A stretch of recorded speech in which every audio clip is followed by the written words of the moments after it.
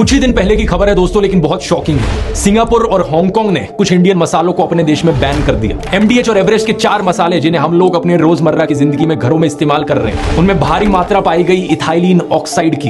ये एक पेस्टिसाइड है और ग्रेड 1 कार्सिनोजेन है, यानी कि इससे कैंसर होने का खतरा बहुत ज्यादा है। ये बहुत शर्म की बात है क्योंकि हमारा देश दुनिया में सबसे ज्यादा मसाले प्रोड्यूस और एक्सपोर्ट करता है, और इस खबर के बावजूद हमारी सरकार ने देश की जनता को कोई चेतावनी नहीं दी। हमारे प्रधानमंत्री हिंदू मुसलमान के नाम पर वहां लोगों को भड़काने में बिजी है। पिछले 4 सालों में यूरोपियन यूनियन की फूड सेफ्टी अथॉरिटीज ने 500 से ज्यादा अधिक इंडियन प्रोडक्ट्स को फ्लैग किया है। एग्जैक्टली 525 प्रोडक्ट्स, और इनमें भी इथाइलिन ऑक्साइड पाया गया। हमारे देश की फूड स्टैंडर्ड्स अथॉरिटी FSSAI का काम है इन सब चीजों को जांचना, फूड की रेगुलेशन करना, ताकि ये खतरनाक केमिकल्स हमारे खाने में ना आए। क्या कर रहे हैं ये? और यहाँ सिर्फ खाने की बात नहीं है, मैंने फार्मा फाइल्स वाले वीडियो में बताया था, दवाइयों का भी यही हाल है। ये चंदा धंधा मॉडल देश के लिए कितना हानिकारक है, अब तो समझ। ईरान,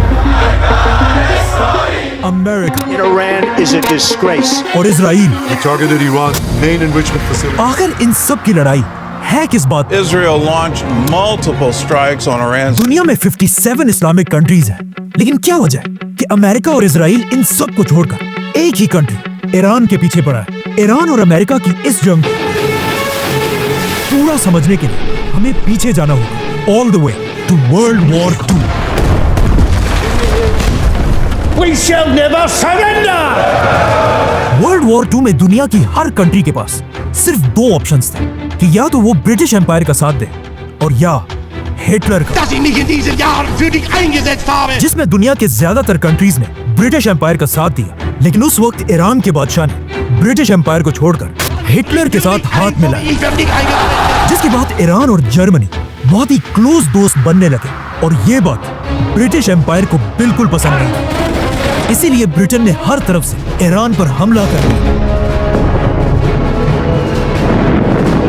और बहुत तेजी से पूरा ईरान फतह करने लगे। ये देखकर ईरान के बादशाह ने कुछ ही दिनों में ब्रिटिश एम्पायर के सामने सरेंडर कर दिया और उनसे अपनी बादशाहत बचाने की भीख मांगने लगा। जिस पर ब्रिटिश एम्पायर ने कहा, ठीक है, लेकिन हमारी एक शर्त है, तुम्हें ईरान के तख्त से हटना होगा और अपने 22 साल के जवान बेटे को ईरान का नया बादशाह बनाना होगा, क्योंकि उसका ये बेटा रजा शाह पहलवी ब्रिटिश एम्पायर का एक वफादार पपेट था। ईरान का ये नया बादशाह अंग्रेजों से बहुत ज्यादा इंस्पायर था।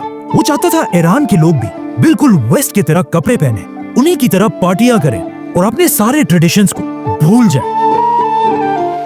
इसीलिए वो पहले दिन से ये कोशिश कर रहा था कि किसी तरह इस्लाम को ईरान के लोगों से दूर कर दिया जाए, जिसकी वजह से उसने ईरान में हिजाब पहनने पर पाबंदी लगाई, बहुत सारे मदरसों और मस्जिदों को बंद कर दिया और ईरान के बड़े बड़े इस्लामिक स्कॉलर्स को गिरफ्तार करने लगा, और इनकी जगह म्यूजिक, पार्टीज और शराब को पूरे ईरान में फैलाने लगा।